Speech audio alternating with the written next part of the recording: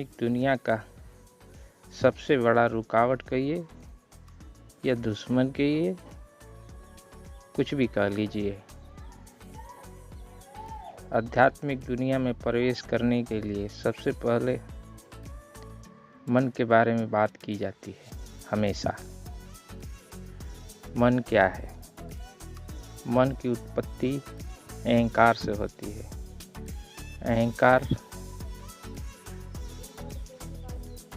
चित्त से प्रकट होता है, यानी कि चित्त से अहंकार, अहंकार से मन। मन 10 इंद्रियों को कंट्रोल करता है, 5 ज्ञान इंद्रियां, 5 कर्म इंद्रियां। आज आप यदि मन को कंट्रोल कर लिए तो 10 इंद्रियां भी कंट्रोल हो जाएगी।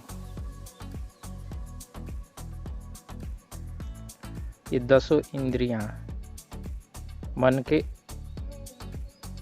चालक है, चालक।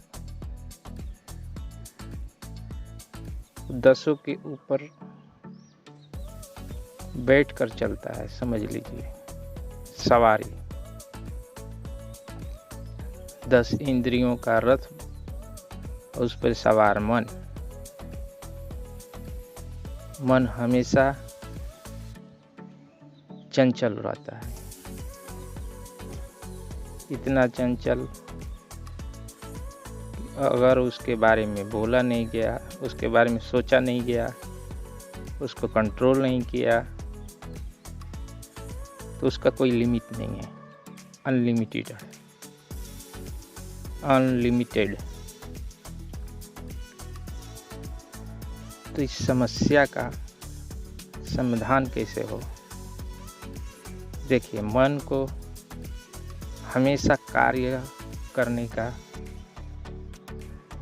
उसी कार्यरत पे ही रहने का इच्छा रहती है। एनी टाइम वो बिना कार्य कर रह नहीं सकता। कोई भी काम दे दीजिए, उसी पर लग जाएगा।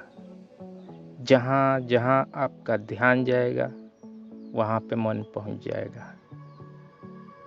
ध्यान वापस आ जाएगा पर मन वापस चला जाएगा। ध्यान आप भले न लगाएं लेकिन मन वापस वहीं पे जाएगा। एक है आसक्ति। आप जिस चीज पर आसक्त हो जाएंगे, आपकी इच्छा हो जाएगी, मन वहाँ पे अपना घर बना लेता है। मन कुछ करता ही नहीं, जो भी करते हैं आप करते हैं। इच्छा, आपकी इच्छा, जहाँ पे जाएंगे वहाँ पे मन अवश्य जाएगा। मन को कंट्रोल करने के लिए इच्छा का कंट्रोल, सबसे पहले इच्छा को कंट्रोल करनी पड़ेगी। जितनी से हो सके तो हो सके इच्छा एकदम कम रखिए, नहीं तो जहाँ जहाँ आपकी इच्छा जाएगी वहाँ वहाँ उसका मन जाएगा। जहाँ जहाँ ध्यान जाएगा वहाँ वहाँ आपके मन जाएगा। ऐसे इस प्रकार चंचल होता जाएगा। हमें तो मन को कंट्रोल करना है, नियंत्रण में रहे, यही तो हम लोग को चाहिए। तो मन को कंट्रोल के लिए इच्छाओं पर कंट्रोल कीजिए और 10 इंद्रियों पर कंट्रोल कीजिए। 10 इंद्रियां, 5 ज्ञान इंद्रियां, 5 कर्म इंद्रियां। अच्छा, 5 कर्म इंद्रियां क्या हैं?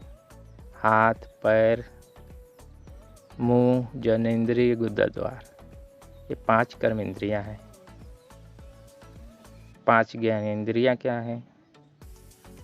आँख, कान, नाक, मुंह, स्पर्श यानी त्वचा, इससे ज्ञान होता है, इसलिए इसे ज्ञान इंद्रिय कहते हैं। 5 5 10 इंद्रियों का रथ पर अकेला सवार रहता है मन।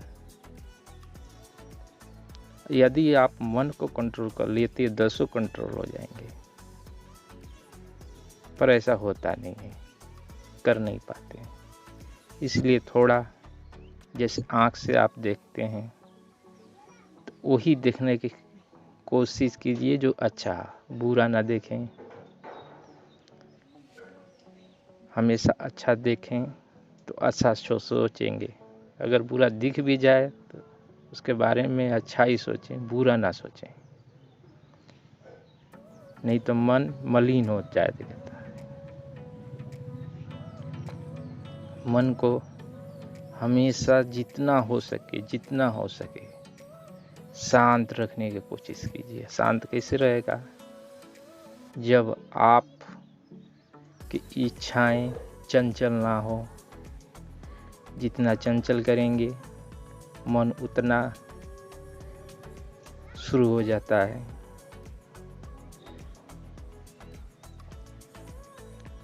मन हमेशा शांत नहीं रह पाएगा। उसका शांत करने की एक ही रास्ता है, शांत कीजिए। मन को हमेशा शांत रखने की कोशिश कीजिए। हम ऐसा कोशिश करते करते जरूर कामयाब होंगे। मन तो कहीं भी जाएगा, पर हमारा कार्य क्या है? मन को हाथ से पकड़ के लाएं, फिर भागेगा, फिर पकड़ के लाएं, अपने अंदर ही रखें। बाहर जाए, जितना बाहर जाएगा उतना ही चंचल होगा। ये बिना कार्य के बिना किए बिना तो रहता नहीं, तो इसको कार्य देते हैं। किसी भजन में लगा दें, आध्यात्मिक किताब पढ़ें, धार्मिक ग्रंथ पढ़ें, या किसी मंत्र को, एक मंत्र पकड़िए, उस मंत्र के जपने में लगा दीजिए। मन ही मन, अंदर ही अंदर वो मन जपता रहे। दो फायदा होगा, मन कंट्रोल भी होगा, आध्यात्मिक में आपका विकास भी होगा। इसलिए मन को कंट्रोल इस प्रकार भी कर सकते हैं। एक थोड़ा प्राणायाम भी काम करता है। प्राणायाम वो नाकों से की जाती है, सुबह सुबह खाली पेट। भस्त्रिका प्राणायाम भी कामयाब होती है। बाकी सबसे ज़्यादा असरदार प्राणायाम होता है। उसको अच्छी तरह सीखे बिना मत कीजिएगा। उसको अच्छी तरह सीखें, फिर उससे करें। एक नाक बंद रखनी होती है तो एक नाक खुली रख जोर से सांस ली जाती है, पूरी भर पेट। फिर कुछ देर तक रुकते हैं, फिर दूसरी नाक से धीरे धीरे सांस को छोड़ते हैं। इसी को प्राणायाम बोलते हैं। प्राणायाम को सीखे बिना मत कीजिएगा। वो 3 भागों में रहता है।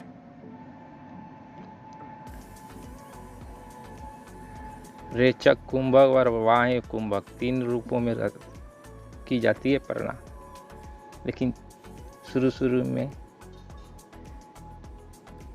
एक ही कर सकते हैं, बाद में धीरे धीरे 2, फिर तीसरा, एक साथ में 3 भी कर सकते हैं। प्राणायाम से क्या होगा? सांसें कंट्रोल में आएंगी। सांसें कंट्रोल में आएंगी तो मन भी कंट्रोल में आएगा। मन और सांस से एक दूसरे में गहरा संबंध है। एक को रोको तो दूसरा रुक जाएगा। एक तरीका है। एक तरीका है संतोष। आपके जीवन में संतोष होना अनिवार्य है। जो कुछ भी है आपके पास, उसमें संतोष रहने की कोशिश कीजिए। उसी को संतोष बोलते हैं। इच्छाएं ना भगाएं।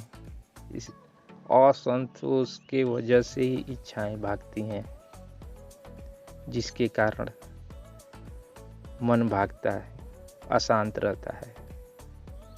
आप अपने ही मन को अशांत रखते हैं। असंतोष के कारण इच्छाएं से फिर मन यहाँ वहाँ भागता रहता है। गलती आपकी शुरू होती है। मन अशांत रह जाता है हमेशा। अब आपके पास जो भी है उसमें संतोष कीजिए। मन की नई इच्छाएं भागेंगी, नहीं मन इधर उधर भागेगा। सारी दुनिया कितना संत मनी राम बोलते हैं मन को, बहुत बलवान है वो, इतनी आसानी से कंट्रोल में नहीं आता है। तो इसको कंट्रोल करने के लिए प्रयास जरूरी है। धीरे धीरे धीरे धीरे कंट्रोल करनी होती है। मन को समझना पड़ता है, सबसे बड़ी बात है। मन किस तरह रहता है शांत, और किस तरह अशांत रहता है, इसके बारे में सोचना बहुत जरूरी है।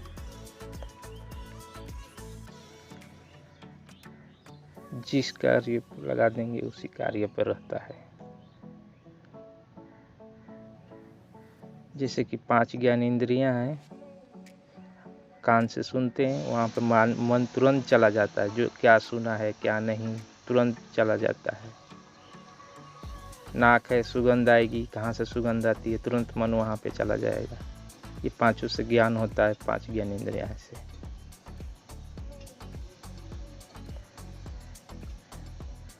जो ज्ञान होता है उसी से फिर कर्म करने लगते हैं। जो कुछ भी आँख ने देखा, फिर ज्ञान हुआ, फिर कर्म करना शुरू कर दिए। उसके लिए सोचना पड़ता है बुद्धि से। पहले बुद्धि से सोचिए, करने योग्य है नहीं है, ध्यान देने योग्य है नहीं है। ध्यान देने तो एक ही योग्य है, भगवान के अलावा कुछ नहीं है। हरि ओम तत्सत।